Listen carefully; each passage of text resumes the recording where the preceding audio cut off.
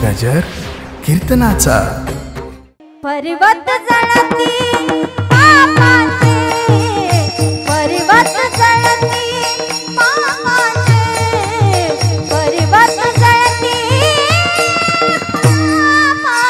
पर्वत जळती पर्वत जळती पापाचे, पर्वत जळती पापाचे, पर्वत जळती पापाचे।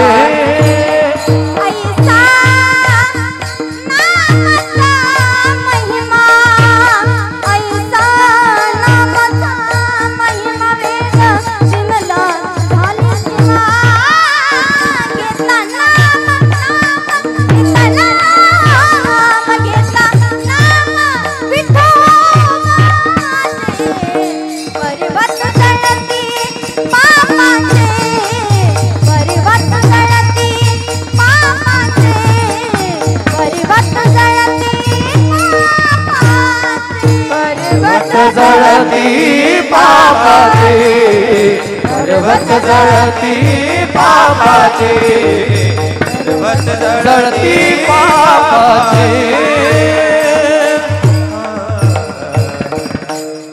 उठा दो मेरे हनुमान के लिए, एक बार तू हाथ उठा दो मेरे हनुमान के लिए, एक बार तू हाथ उठा दे मेरे हनुमान के लिए, एक बार तू हाथ उठा दे मेरे हनुमान के लिए। सागर को लांग किसने सीता का पता लगाया, सागर को लांग किसने सीता का पता लगाया, प्रभु राम नाम का डंका लंका में जाके बजाया, प्रभु राम नाम का डंका लंका में जाके बजाया। माता अंजनी की ऐसी, माता अंजनी की ऐसी संतान के लिए एक बार हाथ उठा दो मेरे हनुमान के, एक बार हाथ उठा दो मेरे हनुमान के लिए, एक बार तू हाथ उठा दे मेरे हनुमान के लिए, एक बार तू हाथ उठा दे मेरे हनुमान के लिए। मुद्रिकाचा तुकडा देऊ लागले, मुद्रिका त्या केवटाला देऊ लागले। त्यावेळी केवटाच्या डोळ्यामध्ये पाणी आलं, केवट म्हणतो भगवंता, या सोन्याच्या मुद्रिकेसाठी नाही पार केलं मी तुम्हाला, या सोन्याच्या तुकड्यासाठी नाही पार केलं मी तुम्हाला, तुम्हाला द्यायचंच ना। जसं तुम्ही माझ्या द्वारामध्ये आले न तुम्हाला या भवसागराच्या पार केलं, या गंगेच्या तटाच्या पार केलं, पण तुम्हाला द्यायचंच तर ते द्या। जेव्हा मी तुमच्या द्वारामध्ये येईल ना, त्या भवसागराच्या पार मला करा, बस एवढंच द्या। आपल्यालाही भगवंताला मागायचंय काय, भगवंता अखंड आम्ही तुमचं भगवंता जीवनभर अगदी आयुष्यभर तुमचं नामस्मरण करू, पण जेव्हा प्राण जाण्याची वेळ येईल ना, तेव्हा एवढंच द्या काय, इतना तो करना स्वामी, जब प्राण तन से निकले गोविंद नाम लेकर, तब प्राण तन से निकले। एक भक्त की है अर्जी, खुद गर्ज की है गर्जी, आगे तुम्हारी मर्जी, तब प्राण तन से निकले। भगवंता इतना तो करना स्वामी, एवढंच द्या काय, जब प्राण तन से निकले, प्राण जाण्याची जेव्हा वेळ येईल तेव्हा गोविंद नाम लेकर तब प्राण तन से निकले, तुमचं नाव एकदाच मुखामध्ये येऊ द्या, बस एवढंच द्या। मग मुखामध्ये भगवंता तुमचंच नाव येऊ द्या एवढंच का बरं म्हटले, कारण त्या नामाचा महिमाच असा आहे, ज्ञानदेव पुसे निवृत्तीशी चाड आणि गगनाहुनी वाढ नाम आहे। तेच नाम जर आपल्या मुखामध्ये नसेल तर नामाविन मुख आणि सर्पाचे ते बीड। ज्या मुखामध्ये भगवान पांडुरंग परमात्म्याचं नामस्मरण नाही ते मुख मुख नाही, ते तोंड तोंडही नाही, ते सापाचं बीड आहे। ते नामस्मरण जर आपल्या मुखामध्ये नसेल तर आपली अवस्था म्हणजे दात तुटलेल्या हत्तीप्रमाणे असेल, पंख छाटलेल्या पक्षाप्रमाणे आपली अवस्था असेल, दूध आटलेल्या गायीप्रमाणे आणि पाणी आटलेल्या विहिरीप्रमाणे आपली अवस्था असेल। सुंदर असं झाड आहे पण त्याच झाडाला कधीच फळेही येत नाही आणि फुलेही लागत नाही, तशी आपली अवस्था असेल। सुंदर असं मंदिर आहे, मंदिराचा कळसही सुंदर आहे, पण त्याच मंदिरामध्ये दिवाच लावलेला नाही, तशी आपली अवस्था असेल। म्हणून म्हटलं जातं पंछी पंख बिना हाथी दंत बिना नारी पुरुष बिना कुपनिरा बिना धेनु चीर बिना ये मंदिरा दीप बिना पर सुमिरन कर ले सुमिरन कर ले सुमिरन कर ले मेरे मना तेरी बीती उमर हरी नाम विना. ते नामस्मरण करायचंय का? ऐसा नामाचा महिमा वेदशीला झाली सीमा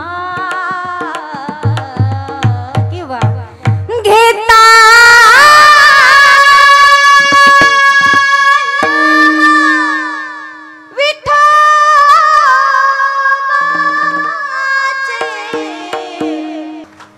वाजवायचे तर सगळेजण टाळ्या वाजवा. चार्जिंग केली दिवसभर बॅटऱ्या उतरल्यासारखे काऊन करता? तुम्हाला पैसे नाही मागणार मी, फक्त टाळ्या वाजवायच्यात. वाजवा ना एकदा जोरात. अभंगाच्या पहिल्या चरणामध्ये जगद्गुरु तुकोबाराय भगवंताला मागणं मागतात, पण कोणतं? हेची देगा हेची दान देगा देवा हेची दान देगा देवानी तुझा विसर न व्हावा भगवंता. हेच दान मला द्या. कोणतं? तुमचा विसर मला कधीच पडला नाही पाहिजे. ही जर संधी आपल्यावरती आली असते तर काहीतरी दान द्या. आपण मागतो ना, भगवंताला मागतो आपण. 1.25 रुपयाचा नारळ फोडतो देवाला म्हणतो, देवा एखादी पत्नी तरी भेटली तर बरं होईल. महिला मंडळ म्हणतात, देवा एखादी सून भेटली तर बरी होईल. इकडं पाहतात का पोरी? वाटतं का सुना भेटावं म्हणून? आमच्या तिकडं प्रत्येक कीर्तनाला गेले तर फक्त मला एवढंच विचारचं म्हणे, ताई तुमच्याकडे हाय का एखादी पोरगी? तुमच्या तिकडे हाय का एखादी पोरगी? आता मी म्हटलं आमच्याच गावातले 40 बाकी तुमच्याला कुठून बघावी? आमच्या बरंच बघाव पोरगी तर पोरी बी अशा भेटत नाहीत ना. ही बुट्टीचे, ती उंचचे, ही नकटीचे, ती काळीचे. एका बहादरांत एवढ्या पोरी पाहिल्या एवढ्या पोरी पाहिल्या.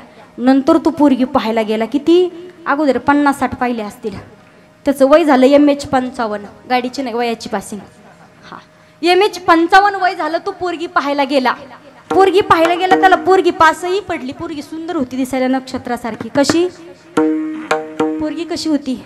धनुष्याला लावलेल्या ताणलेल्या बाणासारख्या तिच्या भोया होत्या. डाळिंबीसारखी तिचे ओठ होते. गुलाबाच्या पाकळीसारखी तिचे गाल होते. सुडोल बांधा होता. लांब सडक सुंदर अशी काळभोर वेणी होती. केस आता पोरांचे 15, 16, 17 वर्षातच केस पांढरे व्हायला लागले. आपण एवढे करामती जरी केस पांढरे झाले तर डाय करून काळे करतो. डाय करून काळे करतो. पण आता इकडं डाय ठीक आहे पहा, इकडं डाय मी पाहिलाय. करावं माणसानी डाय. वयात आता आपलं वय नसतं केस पांढरे व्हायचं, पण करावं डाय माणसानी. इकडं डाय ठीक आहे पण डायचं इथं काय काम? लोक इथं बी डाय करतात. अशी सुंदर नक्षत्रासारखी मुलगी आहे. पोरगी पाहून आलं ते. आता पोरगी पाहिली पण नंतर जेवण वाढवायला त्या पोरीची आई गेली. पोरीची आई जेवण वाढायला गेली. तिने जावाई पाहिलं. ती म्हणे एखाद्या भिकाऱ्याला पोरगी दिली पण याला पोरगी नाही देणार म्हणे. ती पळतच आतमध्ये गेली किचन मध्ये. आता तिचा नवरा तिच्याच मागं म्हणे, झालं तरी काय तुला? तुम्हाला सांगते ना मी पोरगी अजिबात याला द्यायची नाही. म्हणले झालं तरी काय तुला? ती म्हणे आवा हे पोरग ना मला पाहायला आलो होतं. म्हणजे तेव्हापासून ही पोरगी पाहते. हा आपल्याला जर देवाला मागण्याची संधी आली, आपण म्हणतो एखादा मुलगा द्या, एखादी सून भेटली तर बरं होईल. नक्कीच मुलगा मागा ना. कसा? पुत्र देई ऐसा गुंडा ज्याचा तिही लोकी झिंदा. तसा मुलगा पाहिजे. नक्कीच तुम्ही अगदी धनदौलत मागा, प्रॉपर्टी मागा, काहीही मागा, पण त्याचबरोबर संतांची संगतीही मागून घेणं तेवढंच गरजेचं आहे. संतांची संगती केल्यानंतर भगवंताचं नामस्मरण करणं तेवढंच गरजेचं आहे. असंच एका गावामध्ये काय झालं, एका पोराचं लग्न होत नव्हतं. त्याचं लग्न होत नव्हतं म्हणून त्यांनी काय केलं, मारुतीच्या मंदिरात गेला. मारुतीच्या मंदिरात गेला आणि रोज भजन करायचं, श्रीराम जय राम जय जय राम, श्रीराम जय जय रोज रामाचं त्याने हनुमंतरायांचं भजन करावं. एक दिवस त्याला हनुमंतराय प्रसन्न झाले, म्हणे माग तुला काय मागायचं. तर तो म्हणे देवा लई दिवस झालं म्हणे पोरगी पाहतो पण पोरगीच भेटना, एखादी मुलगी भेटली तर बरं होईल. देव म्हणतात मीच बालब्रह्मचारी म्हणून इथं बसलोय, तुला कुठून देऊ, तुला पाहिजे ना म्हणे पोरगी, तुझं लग्न झालेलं पाहिजे ना, जा म्हणे माझ्या गुरुदेवांकडं. मग आला रामाच्या मंदिरामध्ये. रामाच्या मंदिरामध्ये आला, भगवान प्रभू रामचंद्रांचं त्यानं भजनही केलं. भगवान प्रभू रामचंद्र त्याला प्रसन्न झाले आणि विचारलं म्हणे काय पाहिजे तुला. म्हणे देवा एखादी पोरगी भेटली तर बरं होईल. देव म्हणतात तथास्तु. त्याचं लग्न झालं पण त्याला बायको भेटली कशी. हा होता चपलासहित 45 किलो आणि त्याची बायको होती 3.5 क्विंटलच्या पुढे. लग्न झालं, इकडून तिकडून लग्न झालं, पण हा हनीमूनला निघाला. जसं हनीमूनला आला, आमच्या तिकडे प्रथा आहे पा, लग्न झाल्याच्या नंतर जेजुरीला जातात आणि जेजुरीच्या 5 पायऱ्या बायकोला उचलून घ्यावं लागतं. त्याचे तर डोळेच पांढरे झाले, म्हणे हिला उचलू कसं नेमकं, एखादं क्रेन बोलू का म्हणे, पण नाही म्हणे उचलून घ्यावंच लागतं नियम आहे. त्याला वाटलं जसा गर्दीचा लोट आला, त्याला वाटलं गर्दीच्या लोटामध्ये घेतली उचलून, गेली ती गेली गर्दीच्या सोबत, त्यानं उचलून घेतली, हारायला खाली ती गेली वर. दोघांची झाली फाटाफूट झाली. रडत बसला तिथं रडत बसला आणि परत गेला कुठं, भगवान प्रभू रामचंद्राकडे. म्हणे देवा, देव म्हणतात लग्न नाही झालं का अजून. झालं ना म्हणे देवा, लग्न झालं, बायको भेटली, बायको चांगली भेटली, जेजुरीला गेलो म्हणे, पण तिथं हारूनच गेली, तेवढी सापडून देता का. भगवान प्रभू रामचंद्र म्हणतात माझीच मला नाही सापडली, तुझी कुठून आणून देऊ, तुला पाहिजे ना म्हणे तुझी पत्नी, जा म्हणे माझ्या शिष्याकडं. परत आले हनुमंतरायांच्या मंदिरामध्ये आणि त्याचं भजन चालू केलं. जो खेल गए प्राणों पे,